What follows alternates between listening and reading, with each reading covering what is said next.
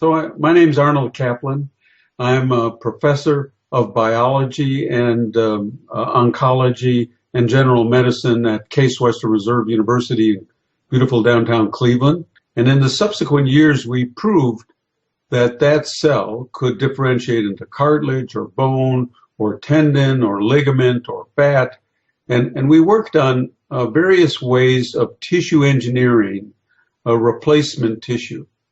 And what we missed in that science was to ask the question, where did the MSCs come from?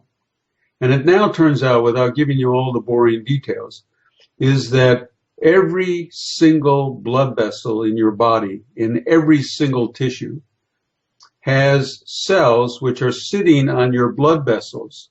These cells are called perivascular cells, pericytes.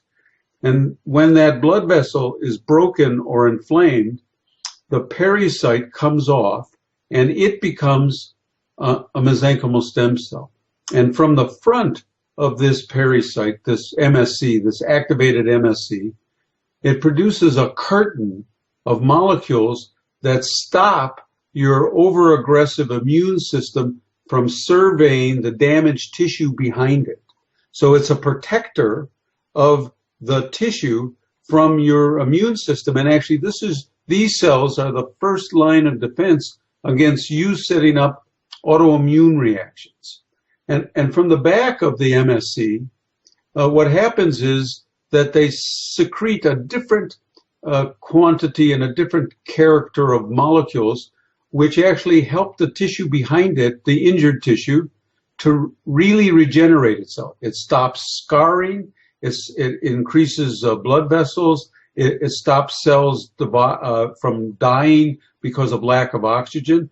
And it actually enhances the tissue's natural capacity to regenerate itself.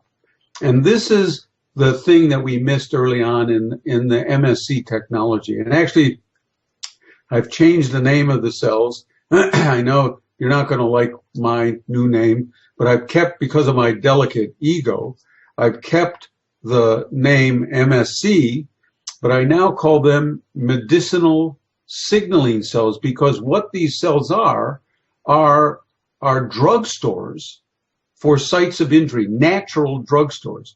So it can be that a 5-year-old gets a heart attack, but you would never know it because the kid has so many MSCs in the neighborhood that it actually protects the heart from damage and actually fixes the problem.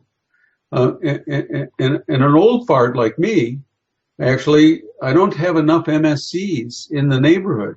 So if I get a heart attack, I need a booster shot. And that's the current technology. And there's two ways of delivering this technology. One is you take MSCs and you grow them up on a petri dish, and you get a gazillion of them, and you put them in the bloodstream, and they naturally go to sites of tissue damage. That's where they normally do business, and then they would protect my heart. The other is you can use your own cells in the minimalist way, and actually that's what lipogems is all about.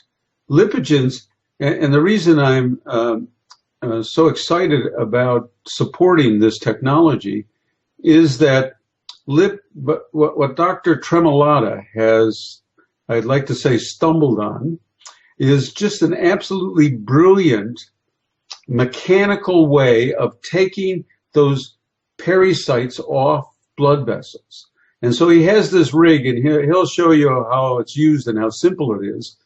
But in the end, what you harvest from liposuction material are 500 micron aggregates of adipocytes, fat cells, that are surrounding and protecting the MSCs which are hidden on the inside.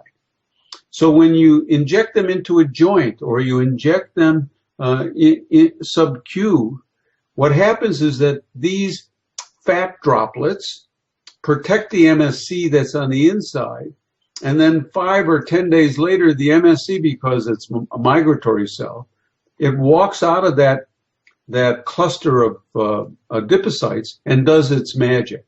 And that's the amazing thing about this preparation, which is that Dr. Tremolata will tell you all the clinical experience he had with them, and some of it, frankly, the first time I heard it, sort of said, "Yeah, sure, I don't believe this."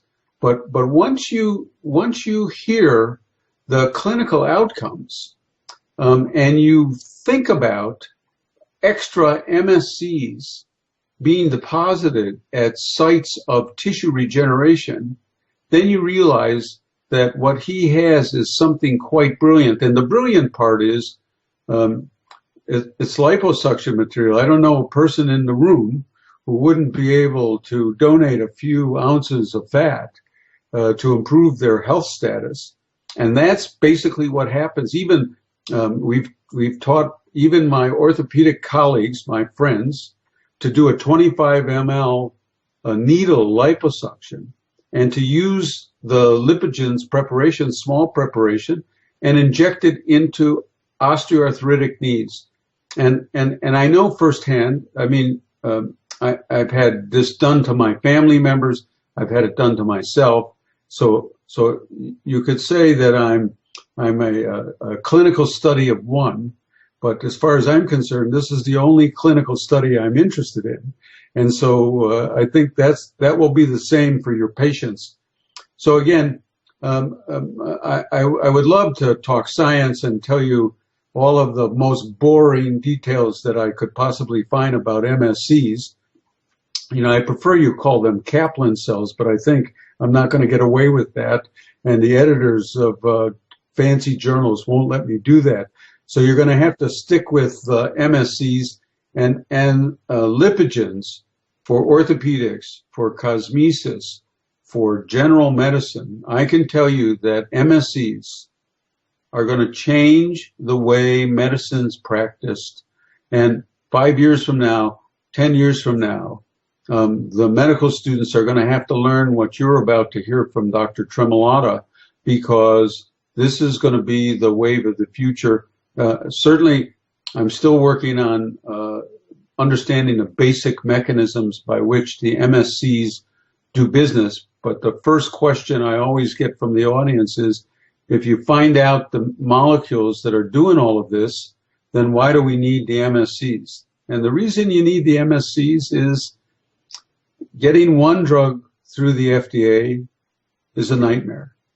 Getting 2 or 3 combination drugs through the FDA, impossible. All we need to do is get a cell approved, the MSC. It senses the microenvironment of the injury site, and it has the entire human genome at its disposal for picking out the drugs to cure the problem. And I'll tell you one I'll tell you one mind blower that none of us expected. MSCs produce a protein antibiotic called LL37, which kills bacteria on contact. So even if your technique isn't as sterile as it should be, once those MSCs walk out of those adipocyte aggregates, they bump into a bacterial particle. That particle triggers the synthesis of LL37. And as a matter of fact, we're just going to start in Cleveland a clinical trial with cystic fibrosis patients who are hugely compromised in terms of lung infections. And in this case, they're actually going to get their lung infections, particularly Pseudomonas aerogenes, which is lethal to these cystic fibrosis kids. We have animal data that says the MSCs can kill those bacteria. As I said, MSCs are going to change the way medicine's practiced. Again, sorry I'm not with you. My apologies. And I'll let Dr. Tremolata and his colleagues do the talking. Thank you.